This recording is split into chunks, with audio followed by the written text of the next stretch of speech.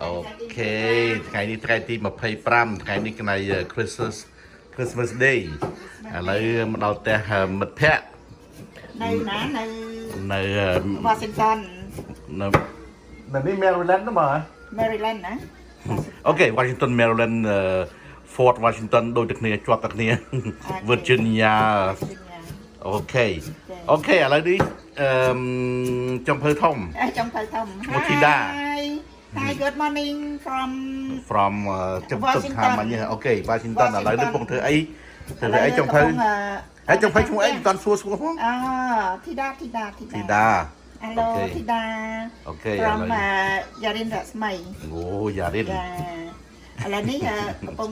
រៀបចំធ្វើសម្លម្ជូរគ្រឿងសាច់អីគេណាសាច់អីសាច់ជ្រូកព្រៃ មិនដែលទេលើកទី1 មិនដែលទេហ៎ប៉ុន្តែគេថាល្អជាងស្រុកទៀតពីព្រោះវាថាអត់សូវមានខ្លាញ់វាមានអត់សូវខ្លាញ់អត់មានខ្លាញ់មែន ដូចជាជ្រូកទឹកចឹងណាមើលទៅ ហ្នឹងហើយប៉ុន្តែវាអត់សូវខ្លាញ់ទេហ្នឹងហើយ ចាអានេះសិតតែរបស់គាត់ដាំមកហ្នឹងហើយស្អីខ្លះ យកស្រួលមកបុកឲ្យហើយស្វាន់វារឹង ចាអូខេ ហ្នឹងហើយហ៎នេះគេហៅថាចោមកូនកបាត់ កូនកបាត់ កូនកបាត់មកកូនកបាត់ កូនកបាត់មិនមេកបាត់ទេណា មេកបាត់នេះ ចាមេកបាត់នេះ កូនកបាត់នោះ ហើយ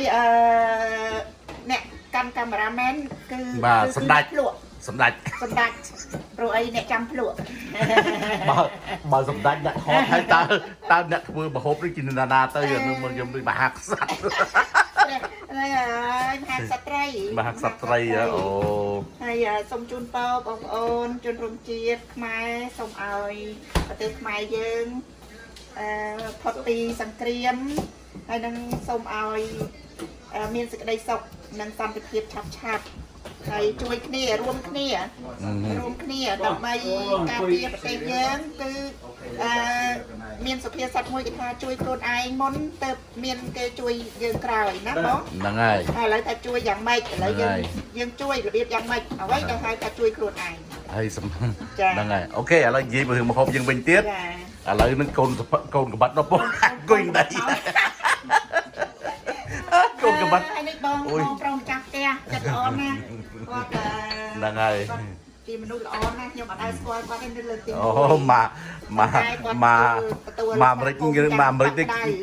គាត់គេស្គាល់គាត់ទាំងអស់ ចាមានតែខ្ញុំមួយអត់ស្គាល់ គាត់អ្នកស្គាល់សារអំពើល្អ ចា យើងមកពីកាណាដា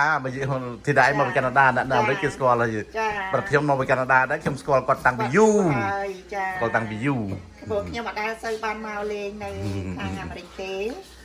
ប៉ុន្តែគាត់ទទួលរាក់ទាក់យ៉ាងកក់ក្ដៅបំផុតហ្នឹងមែនទេឲ្យទាំងមហូបធ្វើមហូបទៀតនេះហើយមហូបខ្មែរនេះគឺ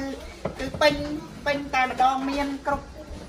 នៅក្នុងផ្ទះគាត់មហូបខ្មែរគឺមានគ្រឿងគ្រប់មុខ មានគ្រប់ទាំងអស់ហ្នឹងហើយ ចា ចូល freezer គាត់នឹងប្រមាណនៅក្រោម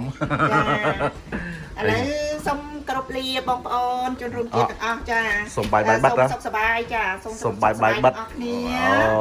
ពីធីតា ពីខ្ញុំ